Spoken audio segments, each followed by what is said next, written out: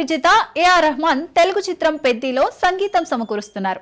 బుచ్చిబాబు దర్శకత్వంలో రామ్ చరణ్ నటిస్తున్న ఈ సినిమా శ్రీకాకుళం నేపథ్యంలో రూపొందుతోంది.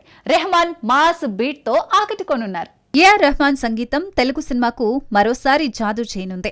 బుచ్చిబాబు దర్శకత్వంలో రూపొందుతున్న పెద్ది చిత్రంలో శ్రీకాకుళం యాసలో జానపద శైలిలో ఓ మాస్ ఐటమ్ సాంగ్ సిద్ధమవుతోంది.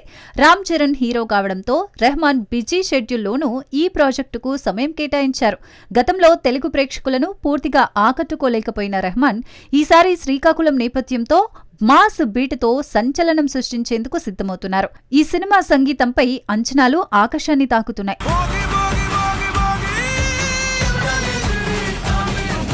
తమిళ సూపర్ స్టార్ రజనీకాంత్ కూలీ సినిమాతో ఆకట్టుకోనున్నారు.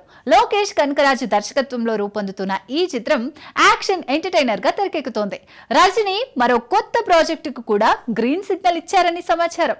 రజనీకాంత్ నటిస్తున్న కూలీ చిత్రం యాక్షన్ ఎంటర్టైనర్ గా రూపొందుతోంది. లోకేష్ కనకరాజు దర్శకత్వంలో ఈ సినిమా ప్రమోషనల్ కంటెంట్ ఇప్పటికే భారీ అంచనాలు కలిగించింది. ఈ చిత్రం రిలీజ్ కాకముందే రజనీ మరో కొత్త ప్రాజెక్టుకు ఓకే చెప్పారు. డైరెక్టర్ శశికుమార్ రజనీ కోసం ఒక కథ సిద్ధం చేశారు.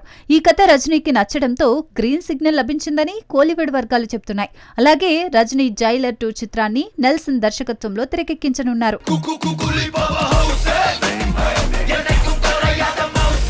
మహావతార నరసింహ యానిమేషన్ సినిమా సంచలన విజయం సాధించింది. ఈ చిత్రం థియేటర్లను ఆలయాలుగా మార్చింది. అయితే ఈ సినిమా విజయం రానా హిరణ్యకశప ప్రాజెక్టుపై ప్రభావం చూపనుందా? రానా నిర్ణయం ఇప్పుడు ఆసక్తికరంగా మారింది.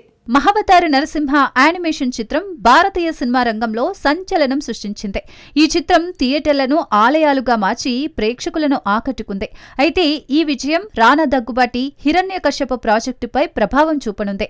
రానా ఈ కథను త్రివిక్రమ్ సహాయంతో తెరకెక్కించాలని ప్లాన్ చేశారు. అదే సమయంలో గుణశేఖర్ కూడా హిరణ్యకశప కథపై పనిచేశారు. మహావతార విజయం వీరి ప్రాజెక్టులకు సవాల్గా మారింది. హోంబలే ప్రొడక్షన్స్ నిర్మించిన ఈ చిత్రం పురాణ కథలకు డిమాండ్ పెంచింది. నెక్స్ట్ మహావతార పరశురామ 2027లో రిలీజ్ కానుంది.